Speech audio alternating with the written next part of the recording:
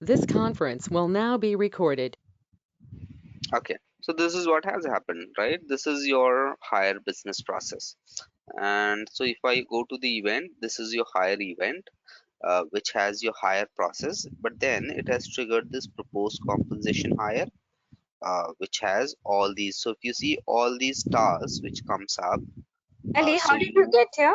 Like, where did you go? just open the event, that's all. That Okay. is all I've done. So I just came Okay. here, opened the event,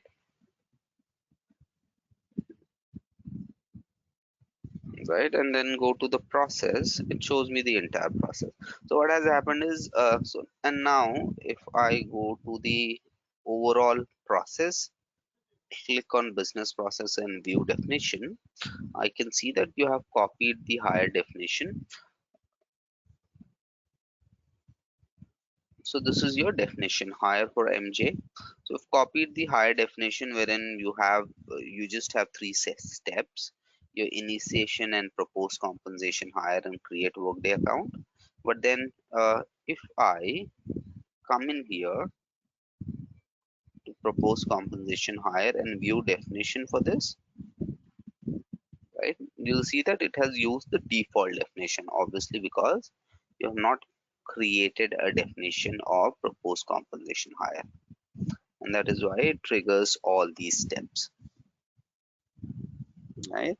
So when you include any sub process within your business process, you make sure that you have uh, also copied and created a definition for that sub process.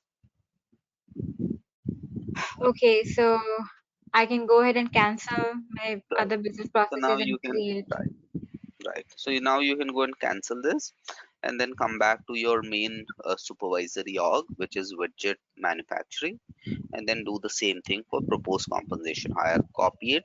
I think in a proposed compensation hire, a minimum of two steps are required. Obviously, your initiation step, and then if I'm not wrong, it will also ask you for one approval step.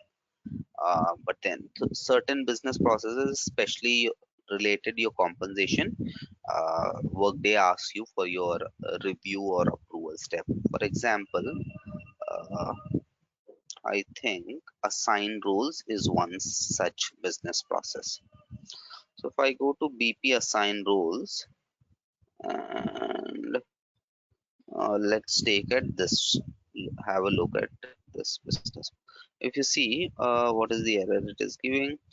Okay, the error is missing security groups.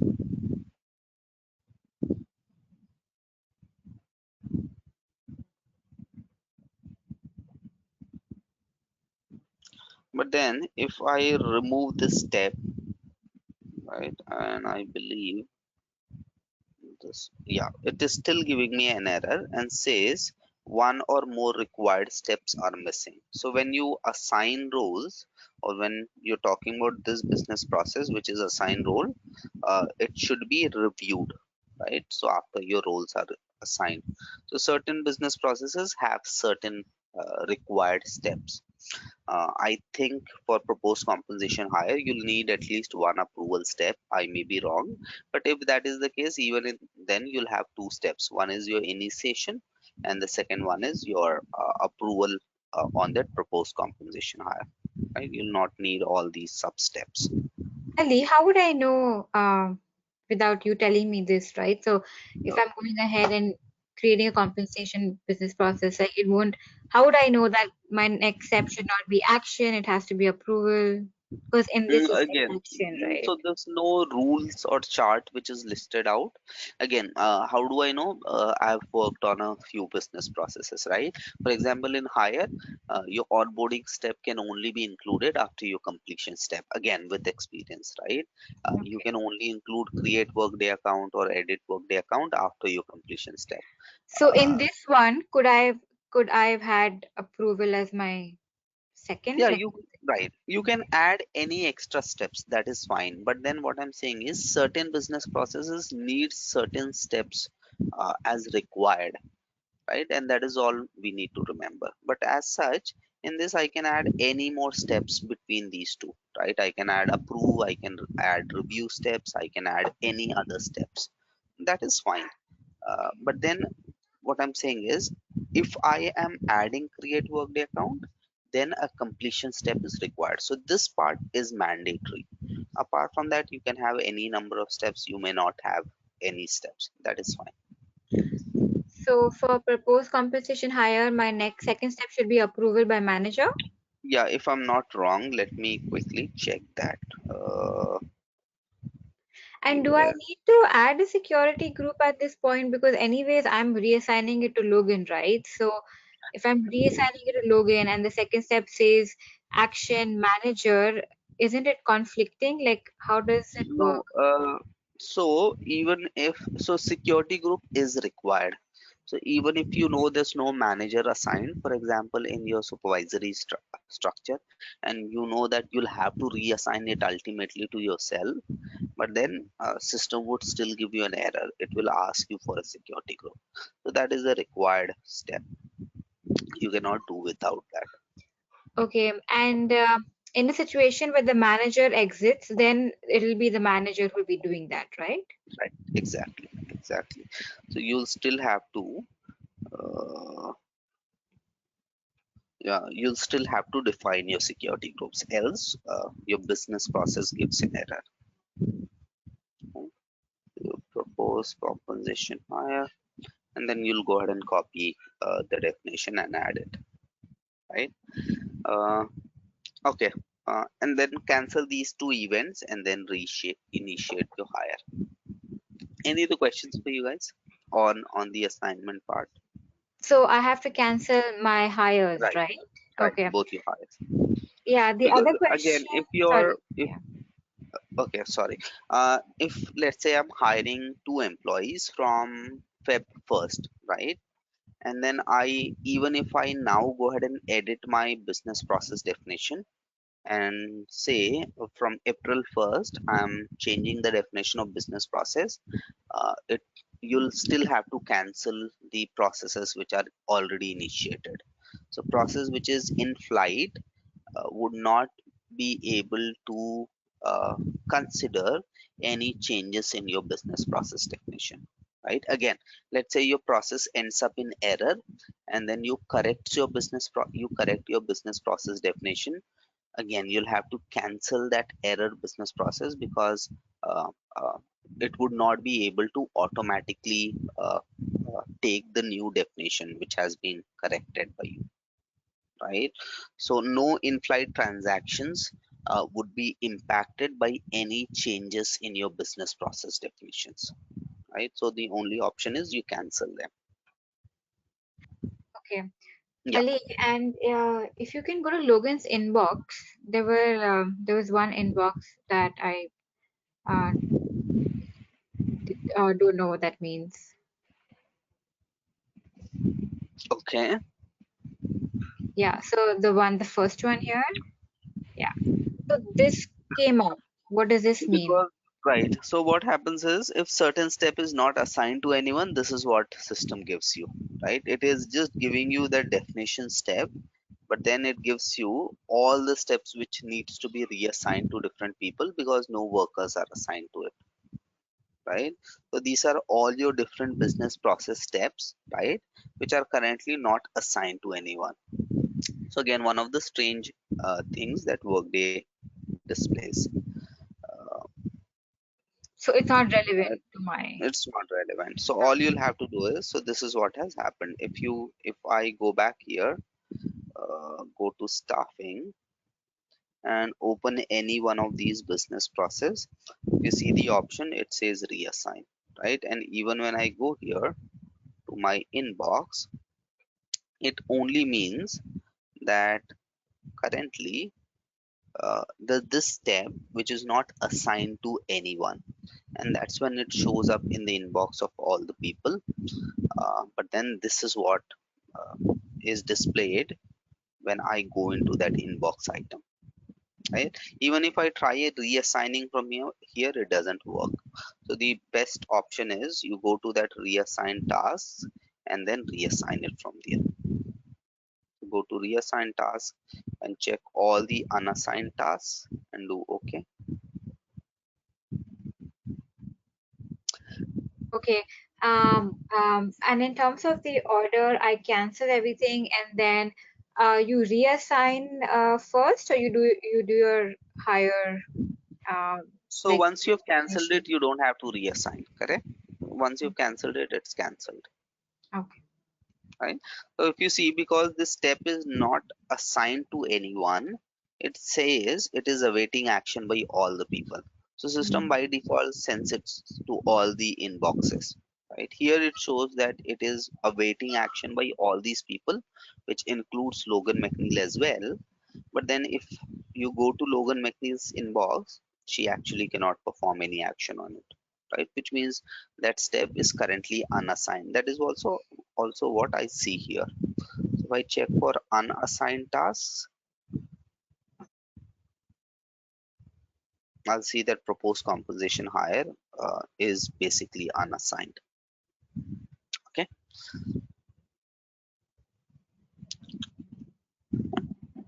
Yeah. Any other questions?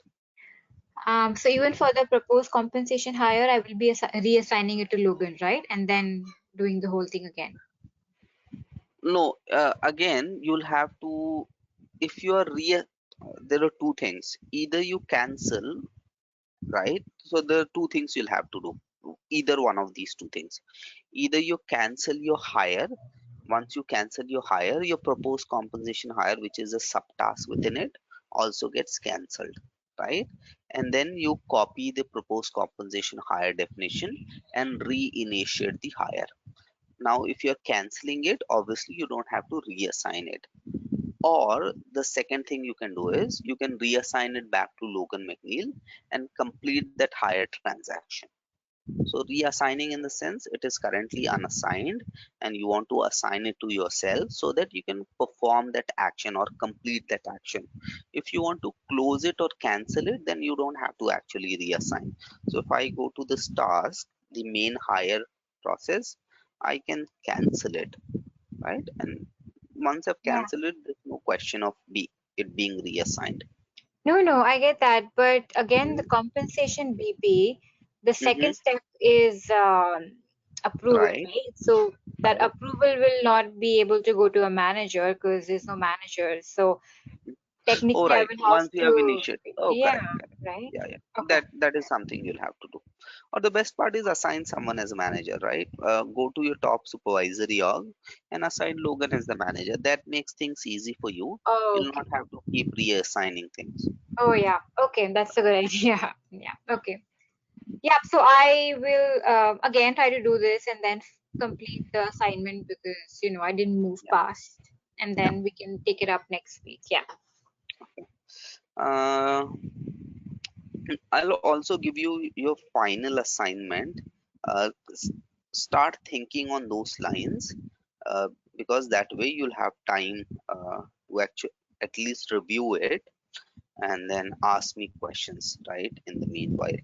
So let me quickly run through the assignment. So this is some hypothetical organization that you need to work on. These are the locations for that organization. Again, this is the organization hierarchy, right? The cost center hierarchy.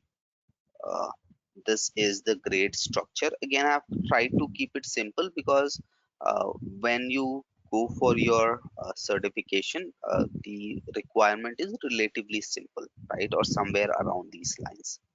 Uh, uh, the different compensation components that you'll have to build, and then finally the transactions.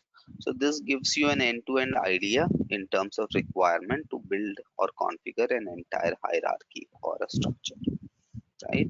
So I'll also share this with you guys. Ali, sorry, what And was the last part? Was it?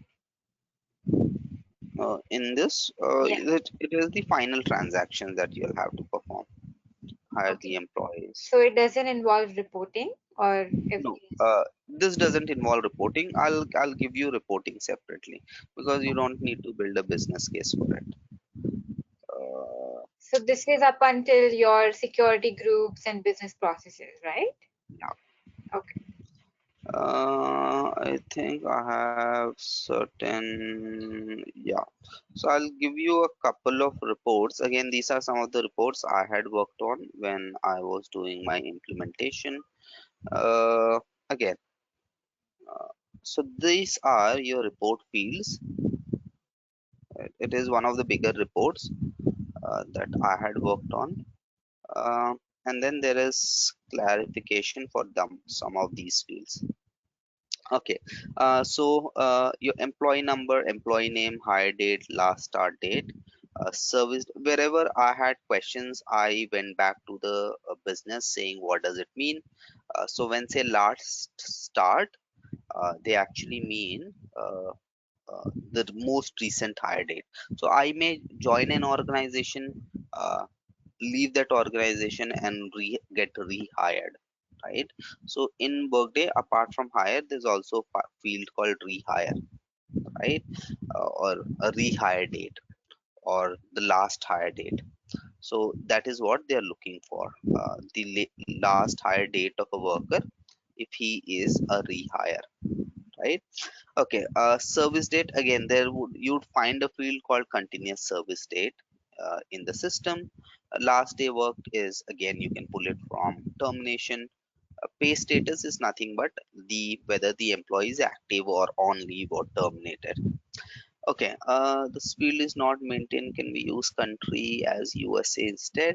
This was actually the first two columns was what they gave as a requirement. So they just gave the header, and then they just gave an example column, right? And based on that, or an example data column or a data row, and then based on what they have given as the header or the column title, and based on the data point, then you do your analysis and then come back to the users with your questions, right? So this is what I told them. So there's no field called set id in Workday, and instead of set id, because all they use is, or they require is, the country code, right? So what I'm telling is, can we use country as USA instead of using this set id, because there's no set id. And this is JB is wherever the business has given me the response, right? So we can use the country code, we can remove other country columns in the report. So there are a few other country columns as mentioned. Okay, again, employee class is nothing but your employee subtype, right? Regular and intern and so on and so forth. So again, go through this entire requirement.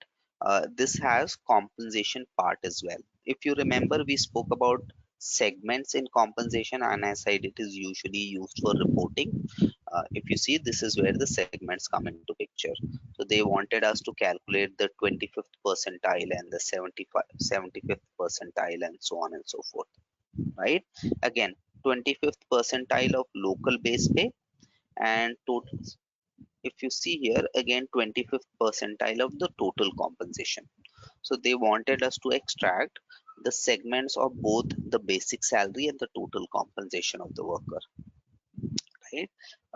Bank title is nothing but management level.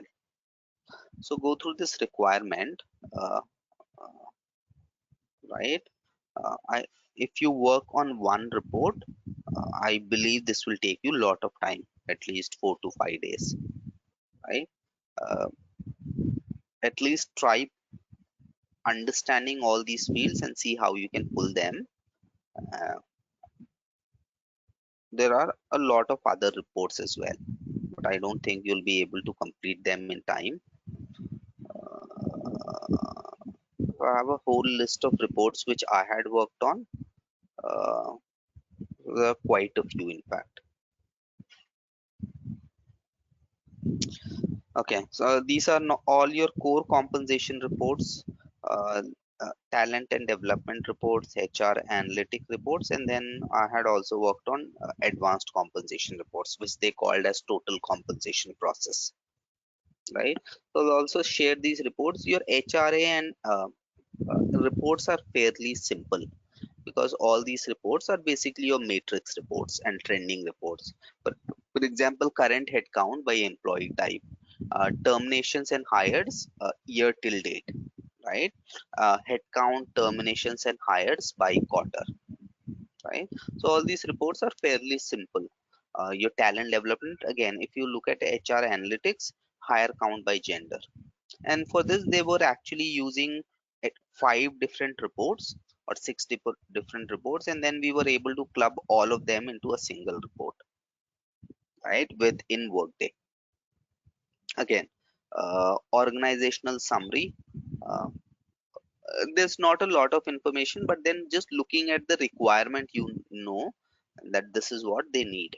So this need the count of employees based on their gender, and they had created this whole list of diversity reports. So if you come back here, higher count by gender, higher count by uh, quarter in each year.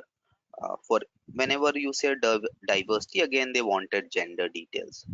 So termination count by gender and head count by gender. And so these are all fairly simple report, at least your talent development and HRA. Uh, oh, Ali, so when you mean that you will be sharing these reports, like in the sense? the requirement for these reports, and you can try these reports for yourself. Okay. Uh, So this is for our practice, right? And then yes, we just come like back that. to you with questions and we can review it together, right? Yeah. Okay. All right. So where were we? We were talking about integrations, right? And we created an external outbound EIB. Now the search prefix for searching an EIB is INTSys, integration system.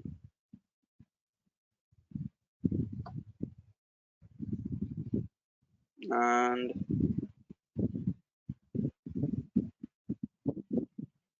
5th Feb, I think that's what.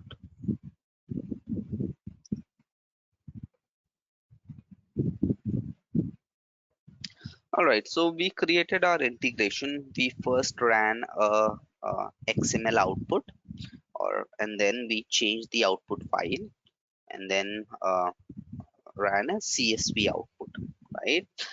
If I want to see how many times an EIB has been executed, so basically the event history of an integration, I can go to the additional actions and integration system and integration events. So come in here,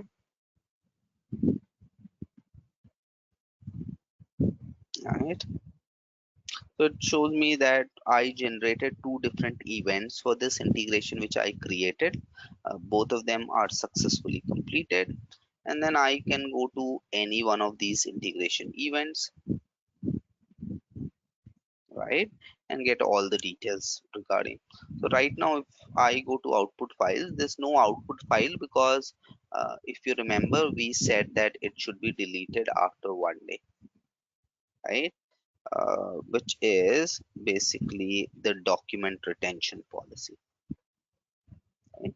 So because it is just 1 day, I find that the output file is no longer available in the integration event. Okay, now let's go ahead and modify this integration system once again. Uh, oh, so,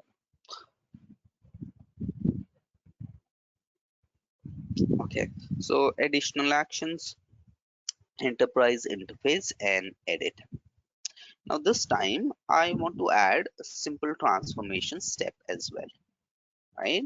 So we had just defined the get data step wherein we selected our data source being a custom report, and then when we went to the deliver step and defined our delivery properties or characteristics for this integration. We did not do anything for the transformation step, as we already know this is an optional step. Okay, now as I mentioned, you can do 2 kinds of transformations for any integration in Workday. One is your normal transformation, which is Workday delivered, and then you also have something called an XSLT transformation. So XSLT is basically a tool or a language, and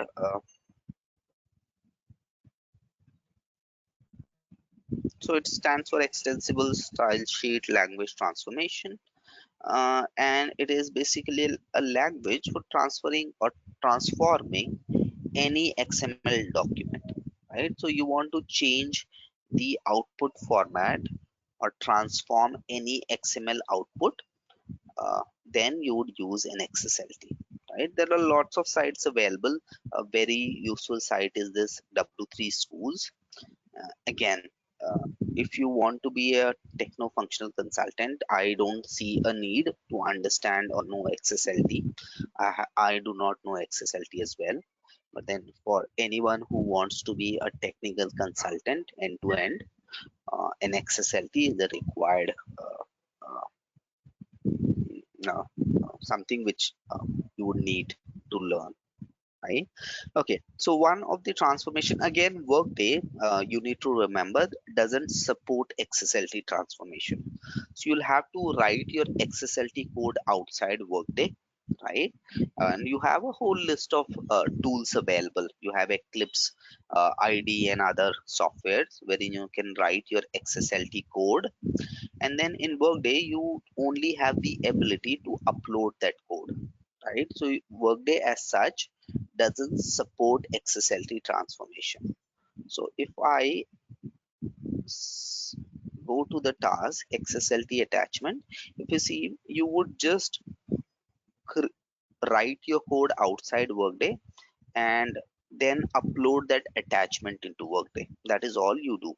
So when I select create XSLT attachment, I'll have to select that file which includes XSLT logic and then add that file to Workday.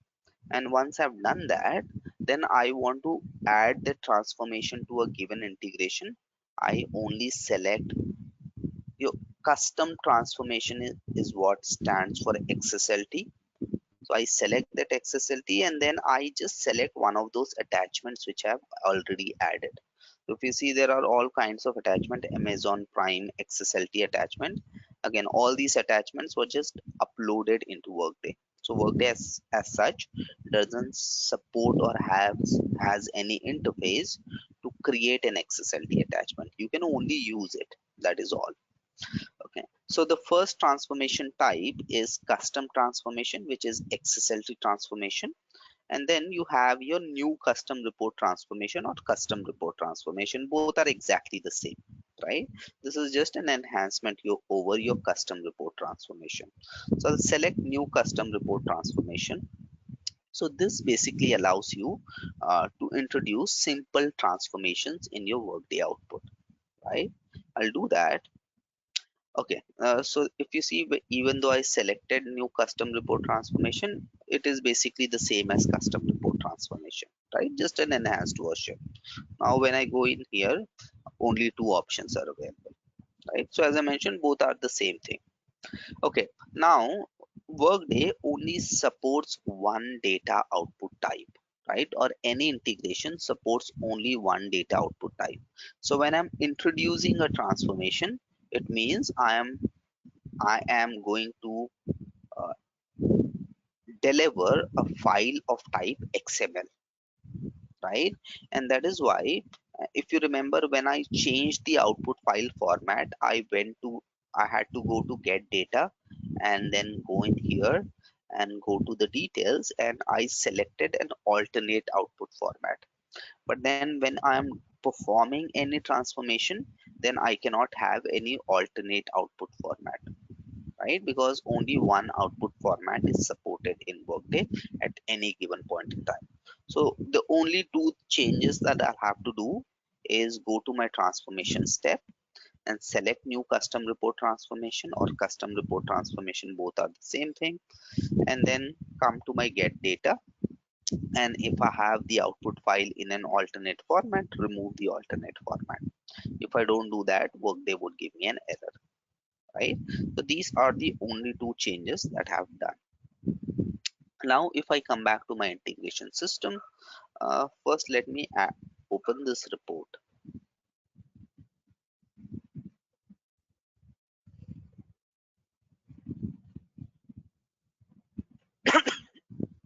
Okay, these are all the fields in that report. So if I come to the additional actions, mm, now if I come to enterprise interface, apart from that edit option, I also have the option to configure the transformation that I just introduced, right? So I'll go in here and I would be able to configure this transformation.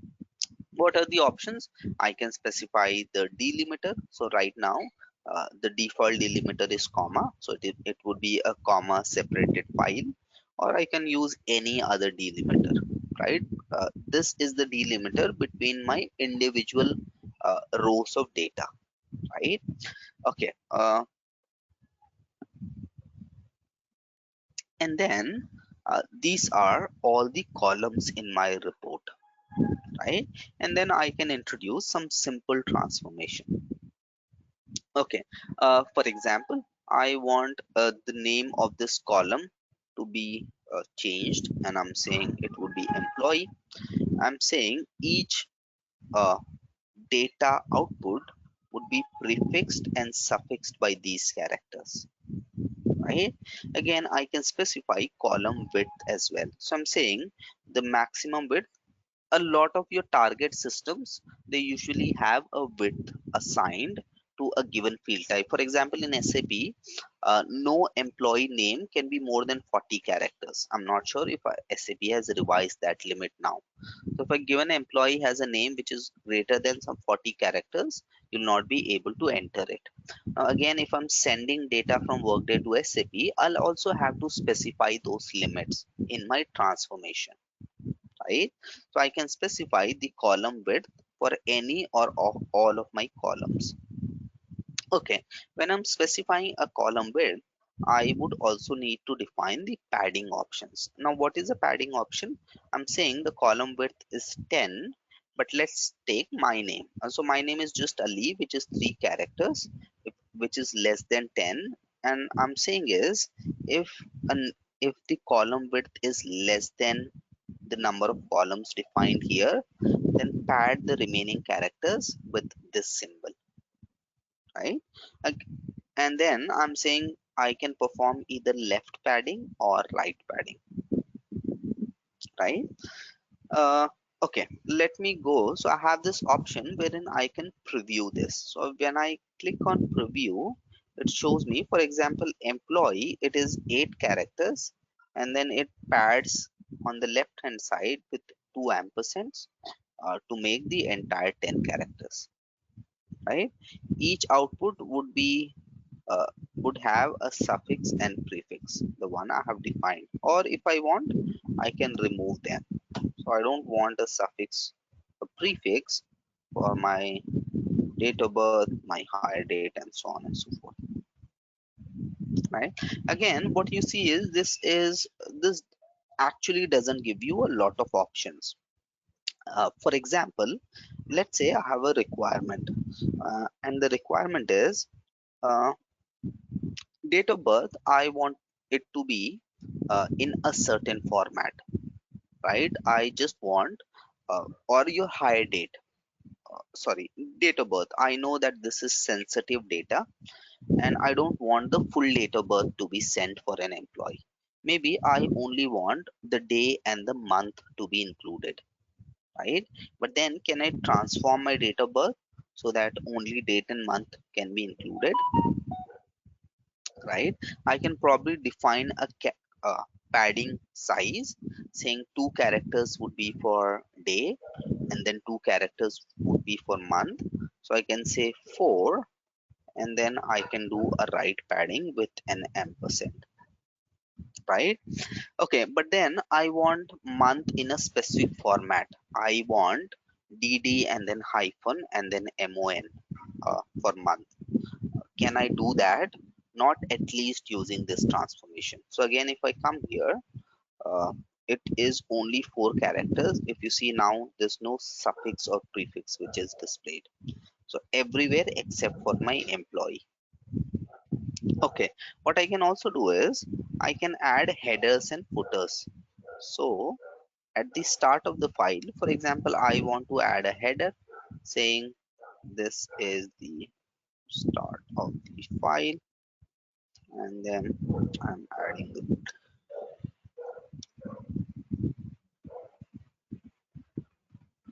Okay, let me first run this report and then we'll see how the report output looks.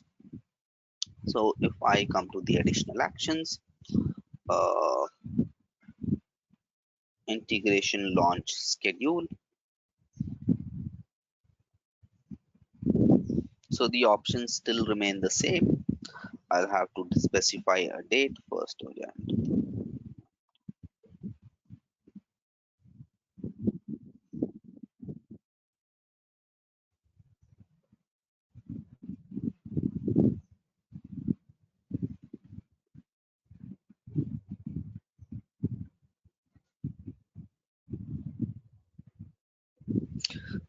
Guys, so for the other batch of mine, I'm taking a class on Sunday.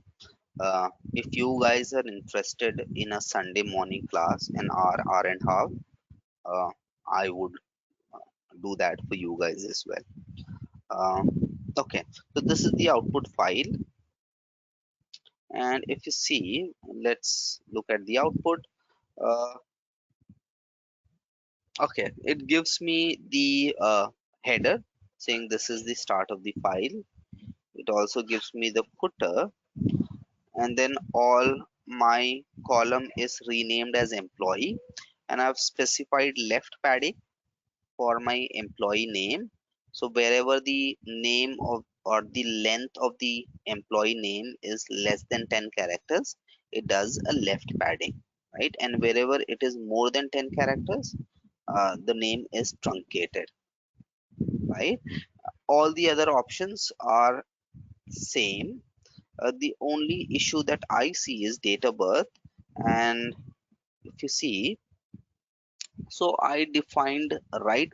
Okay, here it is showing me all ampersand because for these employees there's no date of birth which is available, right? Because I need to send a minimum of 4 characters. So instead of sending those blank, it appends those padding character that I have defined, right? Okay, for those employees who have a date of birth available, because I did a right padding, right? A right padding means I need the 4 characters starting from the first four, uh, starting for the last 4 digits. Okay, so if I do right padding, which is what I did for date of birth, and my length is 4, it will show me the last 4 digits, right? If the number of digits is less than 4, then it will, for example, show me ampersand 123. Now for my employee name I did left padding, and that is why if you see it sh- it sh- mm, let me go back my configure.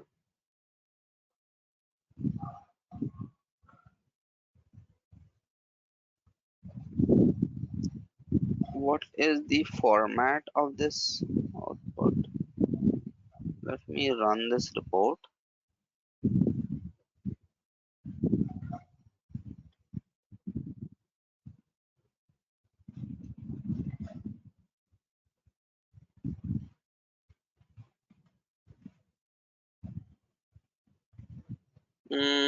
So date of birth is missing.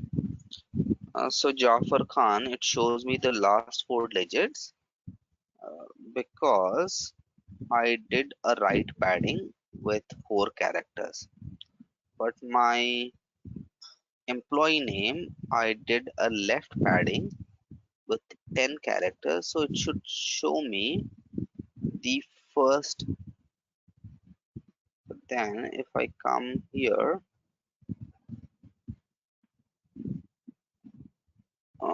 which is character 14,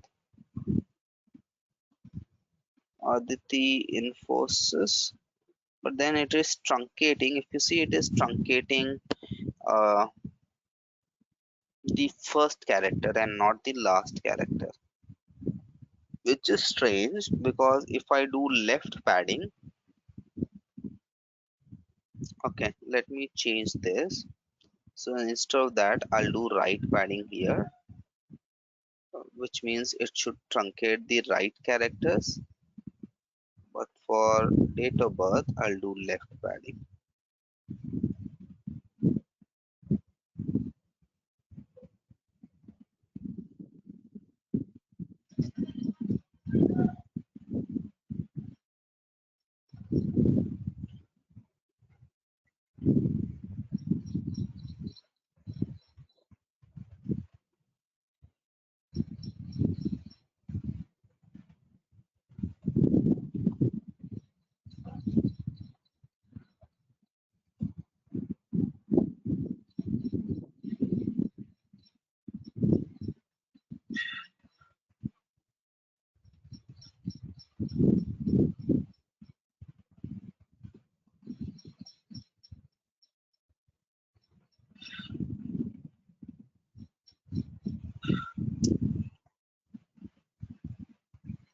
Okay, so when I do left padding, it is truncating characters from the right.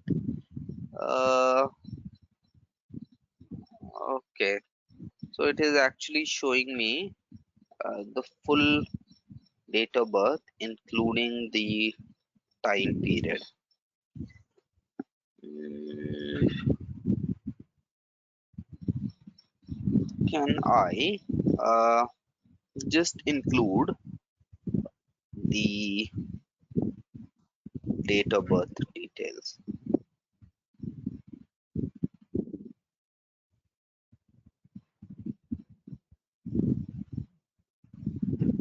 So configure transformation,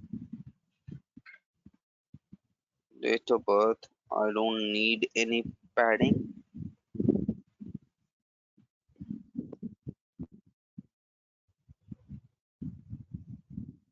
There's not a lot of options which are available here. We'll look at how you can, uh, for example, I don't need the, if when I run this report normally, this is what I get for hire date and date of birth.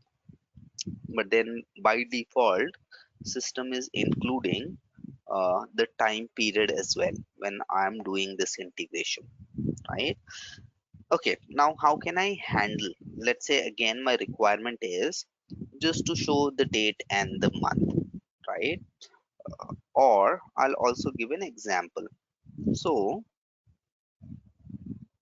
let's say I want to edit this report and I also want to include the social security number.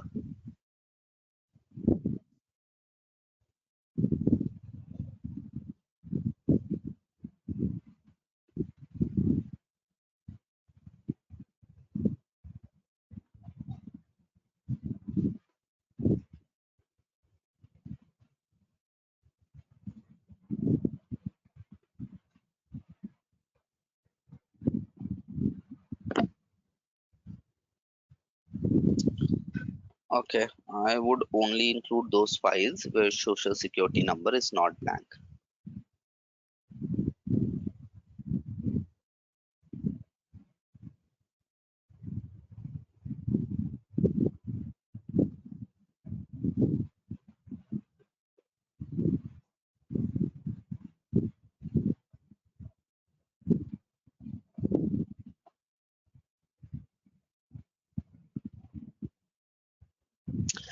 Okay, so whenever you're changing your data source, right, you'll have to update your transformation as well.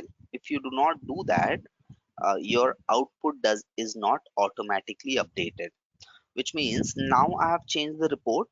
If I directly go ahead and run this integration, uh, the new social security number field would not be automatically updated in the report output or the integration output. So if I directly go ahead and execute this integration now, right, it would still not reflect the social security number details. So if I have included any transformation, and if I have made changes to the data source, which in this case is the custom report, I'll have to configure the integration once again. And when I say configuration, I just need to click on configure transformations tab, and that is it, right? If I do not do that, then now if you see the social security number is included as well, but then if I do not do that, system would not automatically include the social security number file.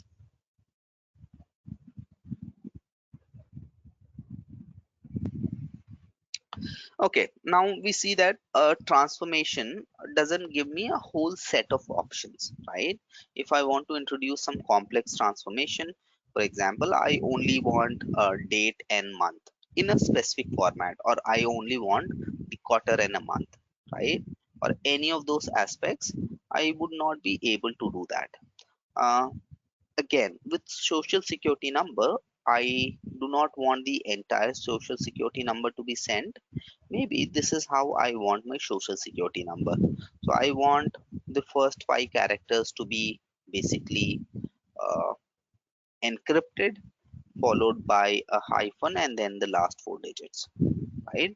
So maybe this is how I want my social security number to be sent. Right now, if you see, when I run this file,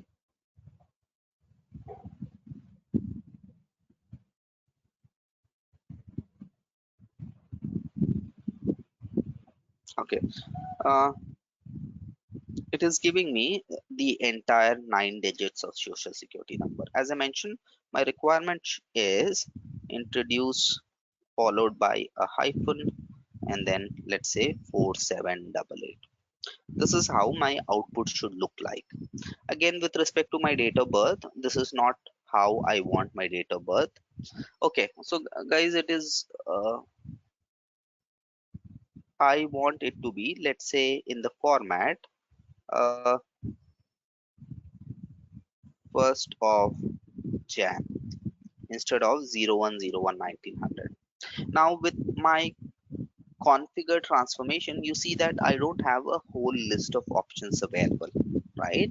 And but then if you think it again, I can perform all these requirements, or I can handle all these requirements within my custom report with the help of my calculated fields, right? So most of your transformations, right, you'll be able to handle them directly in your custom report itself with the help of your calculated field functions, right?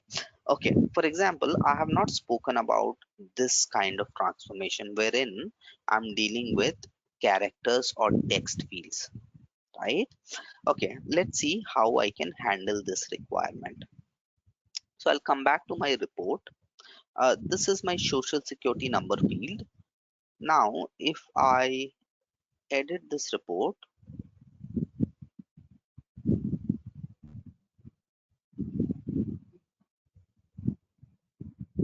right? So I've added a calculated field which is of type text. So if I say CFSSN, uh, okay, so I've created a few calculated fields of type text. So what did I do? The first calculated field that I've created is called a substring text. So I'm going to the social security number basically. So I'm basically going to this social security number field, right? And then I'm extracting a substring of that social security number, right? And the calculated field function is called substring text. So if I go ahead and edit this, right? So my text field or my source field is social security number, and I want to extract a substring from it, and I need the last 4 digits, right? If I come back, right, I need the last 4 digits. So 1 2 3 4 5. So I need the last 4 digits starting from the character or digit number 6, and that is what I have said. get me a substring of type fixed position, and the fixed position from which I want my substring is position number 6, right? So starting from position number 6 till the end, until the end, extract me the substring, right? There are other options as well. For example, instead of fixed position, I can say extract me a substring after a given delimiter. So just a hypothetical example, let's say my output is something called ABC followed by 1 2 3, right? And I want to extract a substring which has 1 2 3 in it, right? So now the option I'll select is after a delimiter, and I'll select that delimiter option. Oh, it is there in the global fields. So if I go to global fields of type text, you'll see all these global fields are available. So now I'm saying wherever you encounter this delimiter, right, go ahead and extract that substring for me, right? Okay, I can also specify the direction from which text should be extracted. So again, let me take an example. So maybe I have ABC followed by this and then this, or okay, maybe this is how my text looks like. Now when I say extract me a substring followed by this delimiter, right, Workday would by default give me this output,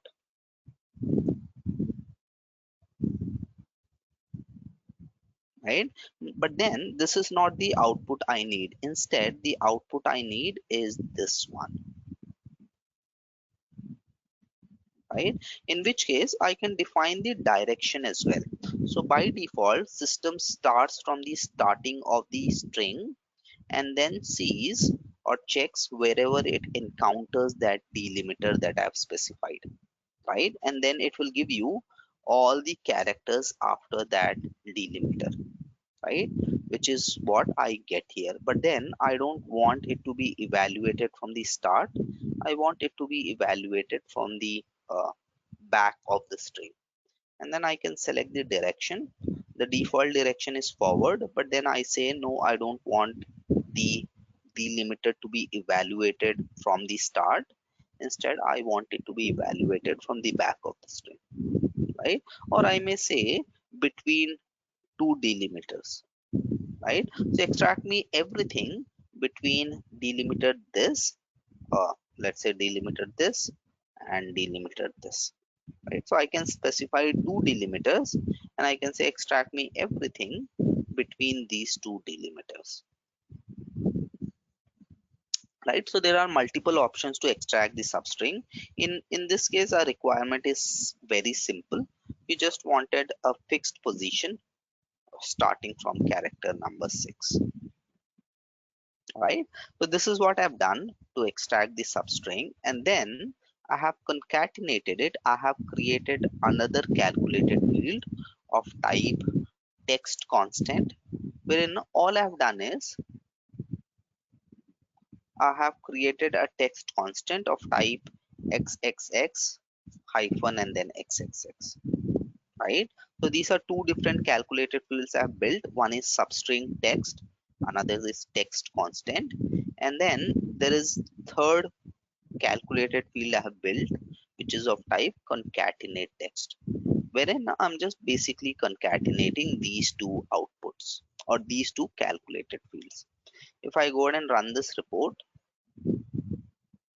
so the reason I built this is just to show you the possibilities that can be handled with your calculated fields itself. So you don't have to, your transformation option doesn't give you a whole list of options, but then you can handle all of your transformations within your calculated field themselves,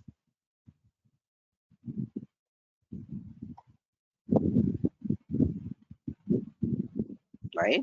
Now this is the output which my data source itself delivers to the EIB, and whatever output my data source delivers to the EIB, obviously my EIB would be using the same exact same data source. right? So now I don't have to worry about performing a transformation on social security number within the EIB. I'm just passing my transform data to EIB, and EIB would just transfer it to the third party, right? Again, I could have done the same thing with my hire date as well, right? Instead of performing this transformation within the EIB. Okay, guys, make sense? Yeah, that's a lot of information. Yeah, I'll stop here. Your inbound EIB is a bit more complex. Your outbound EIBs are relatively simple because we know that all we are doing is we are getting data and delivering data, and we already understand the calculated field functionality, right? So I can build any calculated fields within my report, and all I'm using my EIB is to getting the data from Workday and delivering it. So I don't have to actually worry about transformations in EIB. Your XSLT becomes imperative. So I'm not saying everything you'll be able to handle within your calculated field logic, right? At times, what happens is you have to send data based on some conditional logic. An example, let's say for your US employees, you want to send their social security number. For India employees, you want to send their Aadhaar card details. And for UK, maybe their NI details. So these and in the same field. So now you have three different employee populations for which you want to extract three different output, and maybe they are in different output format, right?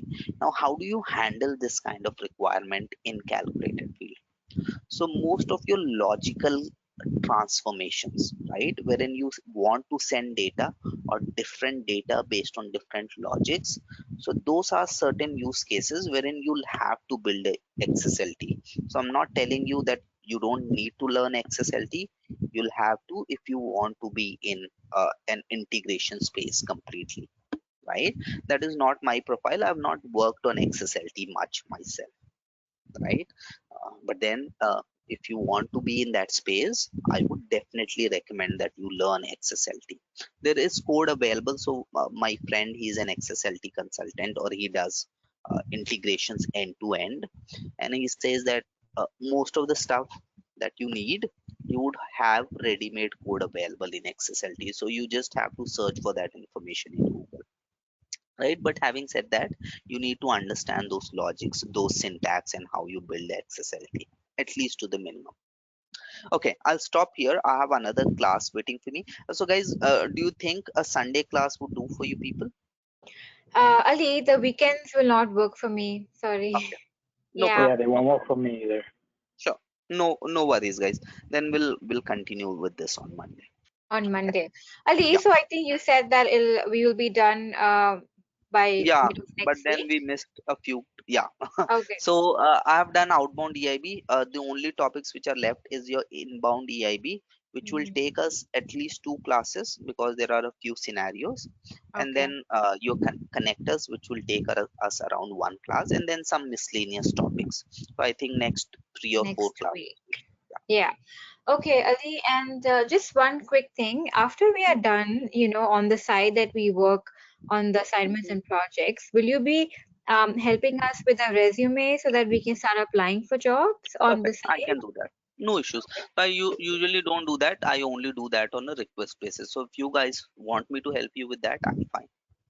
Right? Yeah, I I can would take actually need some tips as well because, it's my first time no in problem. this I'll send space. you some sample resume. I'll see if I can pull some sample resume from the interviews I take. And then I can you can start use that as a reference, and then I can finally go and review what the resume that you built. Right? That shouldn't be an issue. Okay, Okay, thank you perfect. so That much. shouldn't be a problem. All right, guys. Thank you so much. There are people waiting for me, so I'll have to close this. Bye, Okay, guys. Take thank care. you. Bye-bye. Take care.